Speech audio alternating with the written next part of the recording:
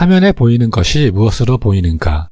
숫자 13으로 보는 사람, 숫자 1과 3으로 보는 사람, 그리고 영문 B로 보는 사람, 다양하다. 그러면 다음과 같으면 무엇으로 보이는가? 누구나 숫자 13으로 볼 것이다. 그리고 지금은 어떤가? 누구나 영문 B로 볼 것이다. 다음 그림에는 똑같은 크기인 원이 두 개가 있다. 그럼 이렇게 볼 때 가운데 두 개의 원은 같은 크기로 보이는가? 먼저 보여준 글자에서 가로로 봤을 때는 옆에 있는 숫자들로 숫자 프레임이 생겨 숫자 13으로 보였고, 세로로 봤을 때는 위아래 영문 때문에 문자 프레임이 생겨 영문 B로 보이게 되는 것이다. 두 번째는 원 주변에 있는 다른 크기의 원 프레임 때문에 상대적으로 크기가 다르게 보인다.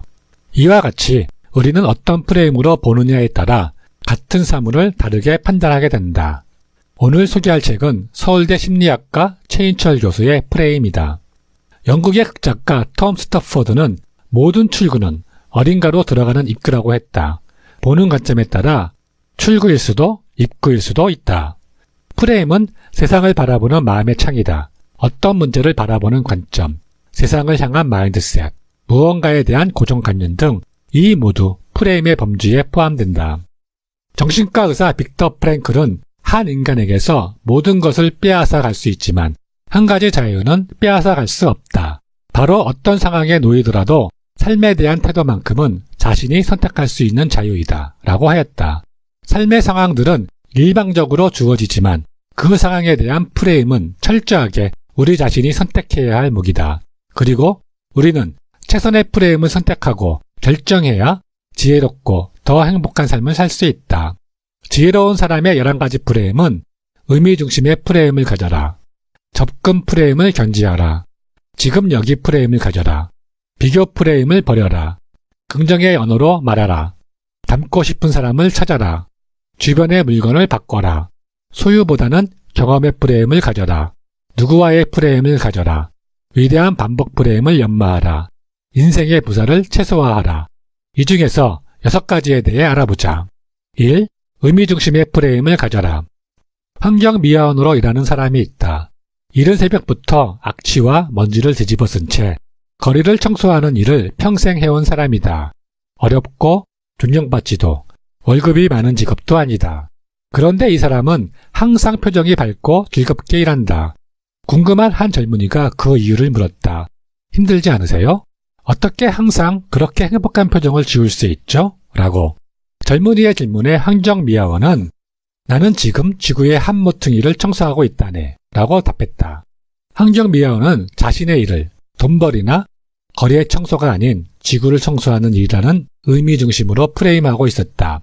상위 프레임은 왜 이 일이 필요한지 그 이유와 의미, 목표, 비전을 묻고 이상을 세우지만 하위 프레임은 그 일이 쉬운지 어려운지 시간이 얼마나 걸리는지 성공 가능성은 얼마나 되는지 등 구체적인 절차부터 묻는다. 그래서 궁극적인 목표나 큰 그림을 놓치고 항상 주변머리 이슈들에 에너지를 허비한다. 2. 접근 프레임을 견지하라. 성취하는 사람의 프레임은 접근 프레임이다. 반면 안주하는 사람의 프레임은 회피 프레임이다.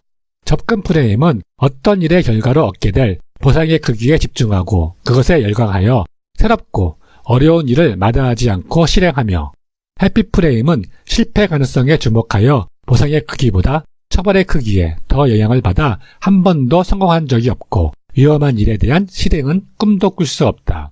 3. 지금 여기 프레임을 가져라.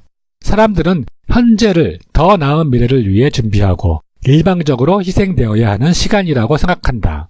하지만 심리학 연구에 따르면 행복한 사람들은 자신의 생일이나 가족, 친구들의 생일, 그리고 생활 속의 칭찬과 격려 같은 일상적인 일을 적극적으로 축하하고 누리는 사람들이라고 한다. 축하해 줄 일이 있으면 주변 사람들에게 알려서 마음껏 축하받고 축하를 해주는 지금 여기의 프레임으로 현재의 순간을 충분히 즐겨라. 4. 비교 프레임을 버려라.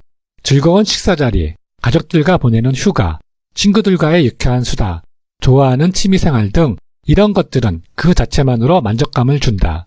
그러나 여기에 비교 프레임이 침투하면 진정한 만족이 사라진다. 남들은 외식도 자주 하는데 남들은 해외로 여행 가는데 등 이런 비교 프레임에서는 남들보다 많아야 좋은 것이 된다.